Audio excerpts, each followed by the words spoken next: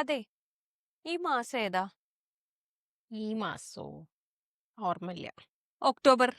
ഇത് ഒക്ടോബറാ? ആ, അടുത്ത മാസം എന്താ? ഒക്ടോബറിന്റെ മുമ്പ് സെപ്റ്റംബറാന്ന് എനിക്കറിയാം. അടുത്ത മാസം എന്താന്ന്? ഒക്ടോബർ കഴിഞ്ഞാൽ ഞങ്ങളൊക്കെ നോക്കുമ്പോൾ പിന്നെ ഡിസംബറാ വരാറ്. നീ ഓർമ്മിപ്പിക്കണ്ട. നിങ്ങൾക്കറിയില്ലേ അവൾ എന്താ ഓർമ്മിപ്പിക്കുന്നതെന്ന്. ഞങ്ങൾക്കറിയാം. അതുകൊണ്ട് നമുക്ക് എല്ലാവർക്കും ഒക്ടോബർ കഴിഞ്ഞാൽ ഡിസംബർ. നമുക്ക് എല്ലാവർക്കും ഒന്നും ഇല്ല. കുറച്ച് ചീറ്റിപ്പോയ ആൾക്കാർക്ക് മാത്രമേ ഉള്ളൂ ട്ടോ. അതുകൊണ്ട് ഞങ്ങൾ നവംബറിൽ ഒരു സർപ്രൈസും ആർക്കും കൊടുക്കണില്ല എന്ന് തീരുമാനിച്ചു. എന്നാ ഞാനൊരു കാര്യം പറയട്ടെ, അടുത്ത മാസം എന്റെ ബർത്ത്ഡേ. കേട്ടില്ലല്ലോ? ഞങ്ങൾ കേട്ടിട്ടില്ല. അതെന്താ കേൾക്കാത്തെ?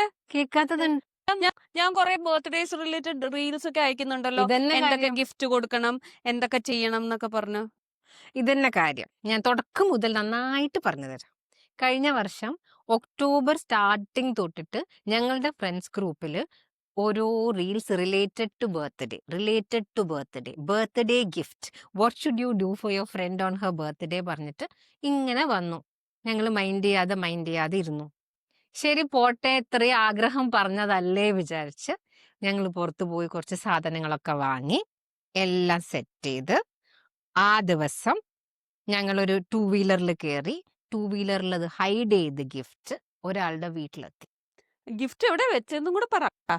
ടൂ വീലറിന്റെ സീറ്റിന്റെ സീറ്റിന്റെ ഉള്ളില് കാണാത്ത സ്ഥലത്തായിരുന്നേ. ജനറലി ആരും ഇങ്ങനെ വലിയ ആൾക്കാരൊന്നും ഇങ്ങനെ പറയല്ലേ. ശരി പറയില്ല. അപ്പൊ കേക്കും വാങ്ങി. കേക്കും മാത്രല്ല, കേക്കിന്റെ കൂടെ ഒരു സാധനം കൂടി വാങ്ങി. എല്ലാം ഞാൻ പറയാം എന്തൊക്കെ വാങ്ങിയെന്ന്. കുറച്ചും കൂടി ഇങ്ങോട്ട് പോട്ടെ. എന്നിട്ട് രണ്ടാള് ഒരാളുടെ വീട്ടിൽ വന്നു.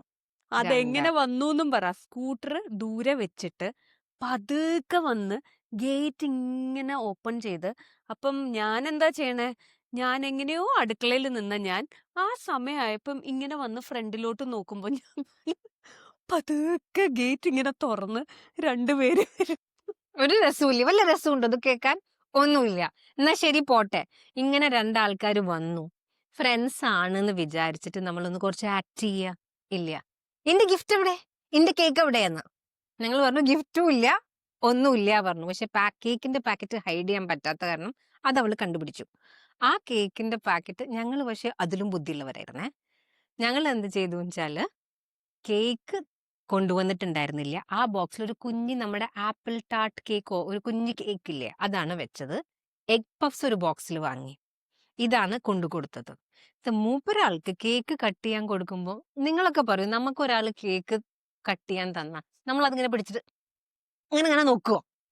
വെയിറ്റ് നോക്കിയിട്ട് അവൾക്ക് മനസ്സിലായി ഇതിന്റെ അകത്ത് വെയിറ്റ് ഇല്ലാന്ന്. എന്താ സാധനം എന്ന് എനിക്കറിയില്ല. പക്ഷെ ബോക്സ് വെക്കുമ്പം ഏറ്റവും മിനിമം ആയിട്ട് ഒരു 1/2 കിലോ കേക്ക് ആണെങ്കിൽ കൂടിയും അതിന്റെ ഒരു വെയിറ്റ് വേണ്ടേ? അതില്ല, ഭയങ്കര ലൈറ്റ് വെയിറ്റ്. അപ്പൊ ഞാൻ ഒന്ന് കുടുക്കി നോക്കി. എന്നിട്ട് മറ്റേ പാക്കറ്റ് ബോക്സ് എടുത്തു. ബോക്സ് എടുത്ത് പറഞ്ഞു, കേക്കിന് എന്താ ചൂട് എന്ന്. എന്താ വെച്ചാൽ അതിൽ എഗ് പഫ്സ് ആയിരുന്നു. അപ്പൊ അത് ഇളക്കി നോക്കി. അപ്പൊ ഞങ്ങള് വേഗം പറഞ്ഞു, അത് എഗ് പഫ്സ് ആണ്, മറ്റേതിൽ കേക്കാണ്. ഞാൻ കുറച്ച് ആക്ട് ഒക്കെ ചെയ്ത് നോക്കി. അയ്യോ തെറ്റിപ്പോയി, ഷോപ്പ് കീപ്പറിന്റെ കയ്യിൽ നിന്ന് തെറ്റിയതായിരിക്കുന്നു. ഇതൊന്നും പിടിച്ചില്ല. അത് കഴിഞ്ഞിട്ട് ഈ എന്താ പറയാ, ഭീമനും ഒക്കെ മറ്റേ ദുര്യോധനനെ പിടിച്ചു കൊണ്ടിരുന്ന പോലെ ഞങ്ങളെ രണ്ടാളെയും തൂക്കി പിടിച്ച് സ്കൂട്ടറിന്റെ അടുത്ത് കൊണ്ടുപോയി സ്കൂട്ടർ തുറപ്പിച്ചിട്ട് അവൾ അവളുടെ ഗിഫ്റ്റ് എടുത്തു.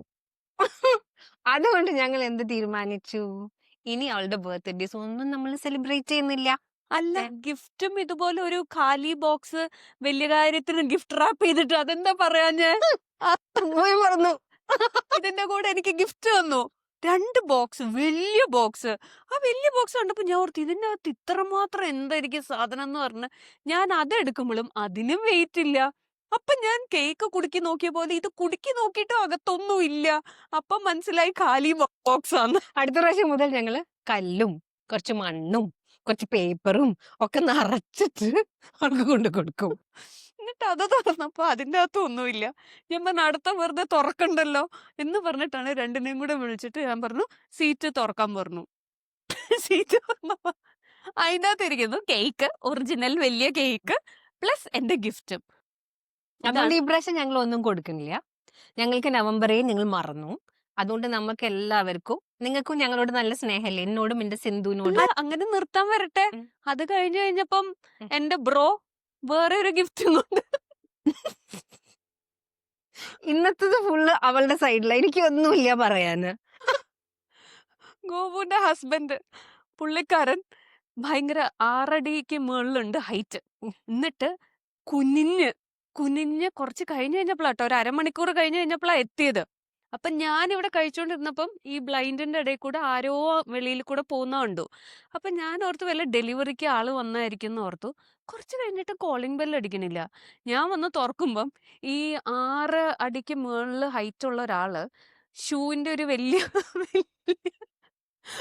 ഡോർ, ഒരു ബോക്സ് ഉണ്ട്, അതിന്റെ ബാക്കിൽ പോയി ഒളിഞ്ഞ് നിൽക്കാൻ ശ്രമിക്കുക. ഈ നമ്മുടെ ഈ ലേസർ ടെക്നോളജിക്കൊക്കെ കണ്ടിട്ടില്ലേ?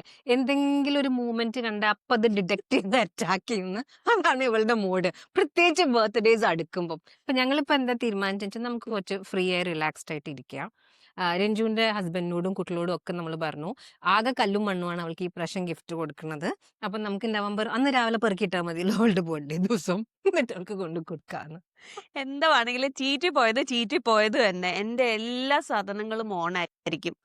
ഇങ്ങനത്തെ ഫ്രണ്ട്സ് ഉള്ളവരൊക്കെ അവരെ നിങ്ങളെ ബ്ലെസ്സിങ് ആയിട്ട് കൗണ്ട് ചെയ്യുക. നമുക്ക് ഇനി ഗിഫ്റ്റ് കൊടുക്കണ്ടല്ലോ, നമുക്ക് പൈസ ലാഭിക്കാലോ.